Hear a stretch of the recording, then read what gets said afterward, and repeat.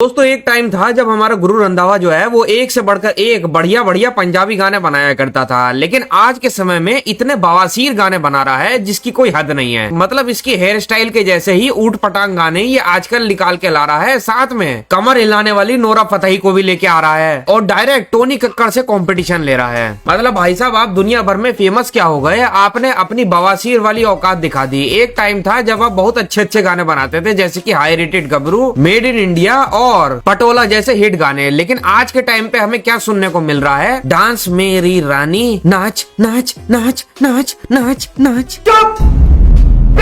मतलब इसके 5 साल पुराने इसके गाने सुन लो जब ये सिंगल आर्टिस्ट हुआ करता था, और अब इसके नए गाने सुन लो जब ये जैसे ही भांड बॉलीवुड में घुसा वैसे ही इसका टैलेंट जो है वो गटर में चला गया। और अब तो भाई साहब ने अलग ही तरीका अपनाया है, अपने बालों को पूरा सफेद कर लिया है छपरी स्टाइल में, और सिर्फ गाने में नंगी पुंगी लड़कियां लेके आ रहे हैं ताकि ठरकी लौंडे इनके गानों को देख लें। लेकिन भाई साहब गाने को सुनने के लिए, देखने के लिए सिर्फ लड़कियां काफी नहीं होती, गाना भी अच्छा होना चाहिए। लेकिन गाना अब तुमसे अच्छा बन नहीं पाएगा क्योंकि तुम्हें लग गई है भांड बॉलीवुड की नजर। आप इसका नैन बंगाली गाना सुनिए, इसके गाने में एक भी ऐसी चीज नहीं है जो कि आपको पसंद आएगी। ऊपर से आपके कानों में ये गाना चुभेगा। और इस गाने डांस मेरी रानी ने तो भाई साहब सारे रिकॉर्ड तोड़ दिए। आज ये गाना डांस मेरी रानी निकाला है, कल आएगा भाग मेरी रानी, फिर आएगा कूद मेरी रानी, फिर आएगा गीदड़ बन जा मेरी रानी, और फिर से आ जाएगा गटर में घुस जा मेरी रानी। मतलब एक टाइम हुआ करता था दोस्तों जब हिंदी सिनेमा वाले भी एक अच्छे टाइम के गाने बनाया करते थे, जब उदित नारायण और कुमार सानू जैसे गाने बजा करते थे तो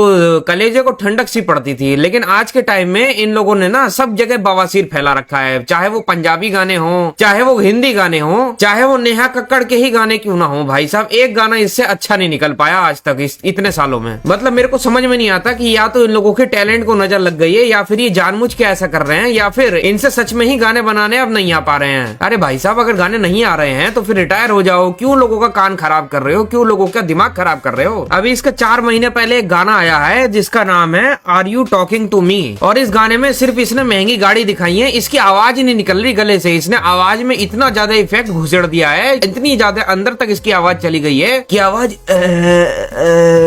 ऐसे आ रही है। अब तो चिता भी डेड बॉडी को बुला रही है। और अभी 7 महीने पुराने गाने ने तो इसके हद ही कर दी भाई साहब। सबसे पहले तो ये VR लगाता है और उसकी दूरबीन में अंदर से जूम इन करके मलाइका आंटी को देखता है, 50 साल की मलाइका आंटी को, जो कि अपना पिछवाड़ा बाहर निकाल के इसको दिखा रही थी। और उसके ऊपर ही पूरा ये गाना बना दिया है इसने, तेरा की ख्याल, मैन ऑफ द मून।